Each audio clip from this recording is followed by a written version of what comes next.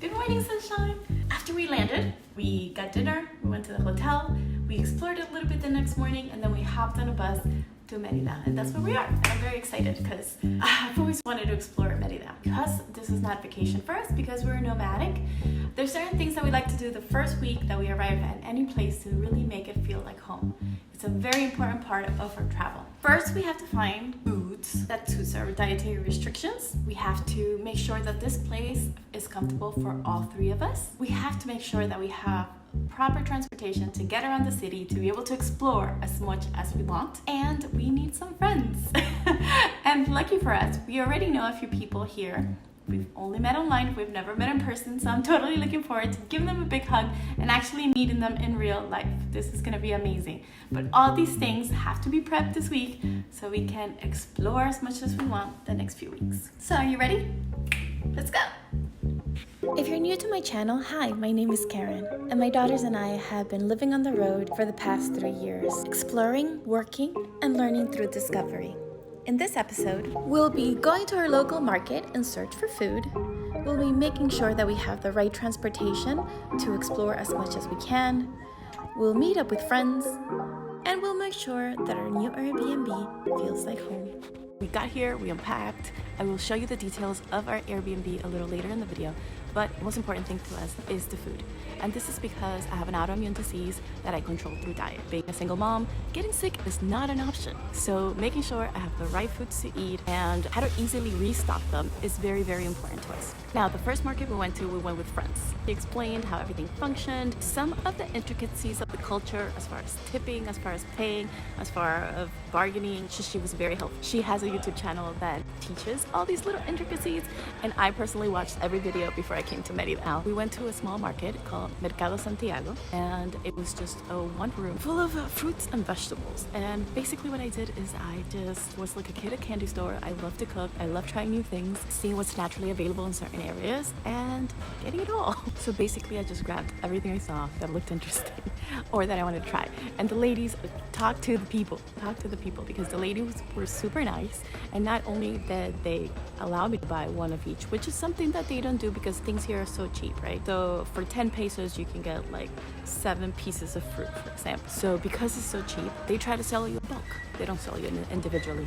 But this lady was really nice, and she allowed me to buy one of each so I could try it and I could see what it was like before I bought a whole bunch of them. Of course, we had to go home and try at least one thing. So this was actually my dad's favorite fruit. In Venezuela, we call it níspero.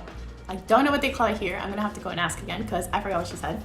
Whatever it was not níspero. And it's kind of like creamy and really sweet.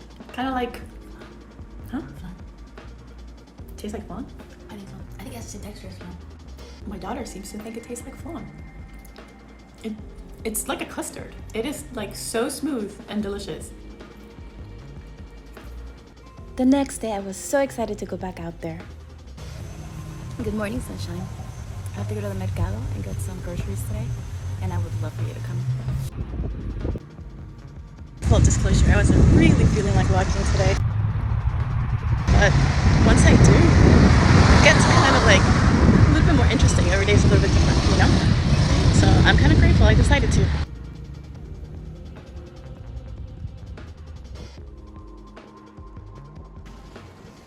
This time I tried a much bigger market, Lucas de Galvez.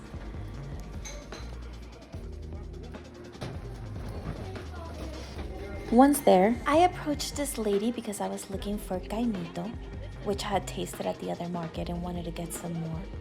She suggested I get the white one because it was sweeter, and of course I listened to her, and then became completely mesmerized about her bean unraveling technique.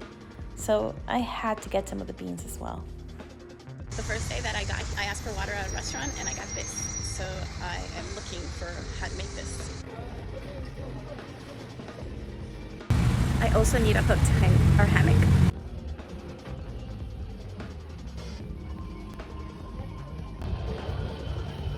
Then we got fish for my daughters. There were a few things That I was not able to get and I really had to hunt down. I have a plant-based diet, I don't eat dairy and I don't eat meat. So it's very important for me to get all my vitamins and nutrients from other sources. There were two things that I wanted. One of those things is nutritional yeast. I personally use it for vitamin B12, which is very important in my diet, and these specific kind of mushrooms that when paired up with corn tortillas make a complete protein. I will definitely create a video just on this because finding the right foods for me here was not easy. It definitely took some readjusting. Aside from that, as far as living, I also needed a yoga mat for my personal fitness and for my meditation and things like that. All those things are just as important as food, nourish the body, and then goggles, because we are planning on exploring a lot of cenotes, plus this Airbnb has a pool. For that, we had to go to Walmart. Now we went to 3 places for nutritional yeast. First place we tried was Cafe Organico, and the prices were a little bit high for it to be something sustainable that I can purchase regularly. Next we tried Mr. Tofu. Their prices were maybe a little bit lower as far as the nutritional yeast. And then the last place I checked was Soriana Hyper, a local supermarket. And they had a huge bag by a local supplier for $6. Perfect price, and I was so happy to find it. Before going home, we stopped at an art supply store because my kids are in the middle of a young entrepreneurs project for which they will need supplies. Okay, so let's talk about transportation. Obviously, by this time we had written on Uber and taxis several times, and Uber is usually cheaper, but they're both compact carts unless you request something larger, and they're both very affordable, especially by US standards.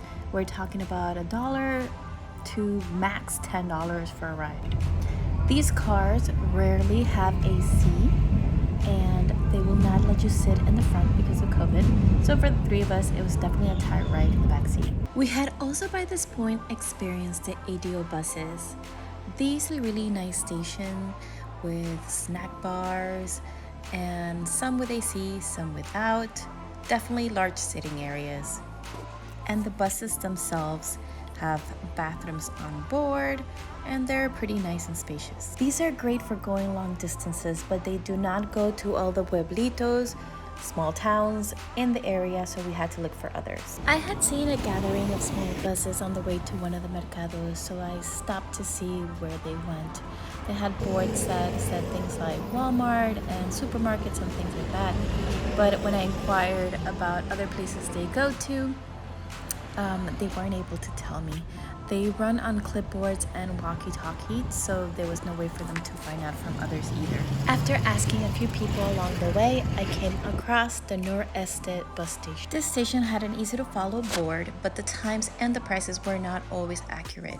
Also, the teller was not there when I got there, seemingly because they show up before bus's departure. This station did not cater to all the little towns, so I had to look for another one, and they pointed me around the corner to Oriente. This was a much smaller bus station. The sign with the pricing and the hours was not very clear, but apparently this kind of bus runs out of several bus stations, and you can buy a ticket at other places.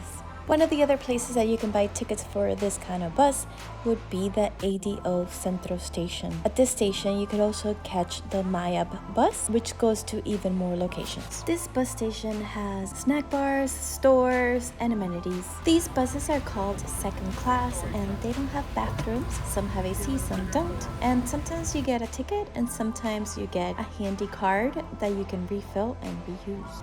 You can also pay cash upon loading, and this bus will stop and pick up people along the way. These buses are super affordable. You can find yourself paying a couple of dollars to go 2 hours away. Now, getting in touch with friends was completely intertwined with everything we decided to do this week. And just as important, if not more, a lot of these people we have met through Facebook groups, through inner circles, like private groups, and just gotten to know them through Zoom calls or Marco Polos and FaceTime and anything that will get us in touch with them. And the first person we met up with, I have now known for almost a year, and it's incredible because it feels like we've always known each other. So that first meeting was like meeting an old friend.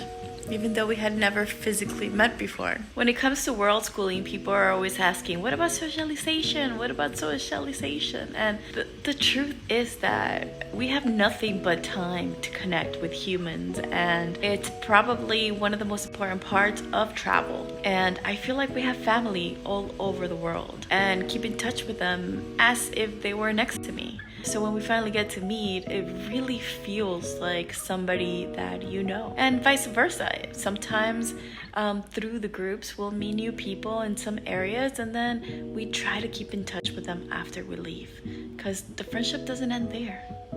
And the first week was super busy. We hung out with so many people, because in a community of nomads, you never know how long somebody's gonna be with you. So we were at the park, and we got to feed the pigeons, we got to play, we got to walk the city, we got to coexist and work and take classes together.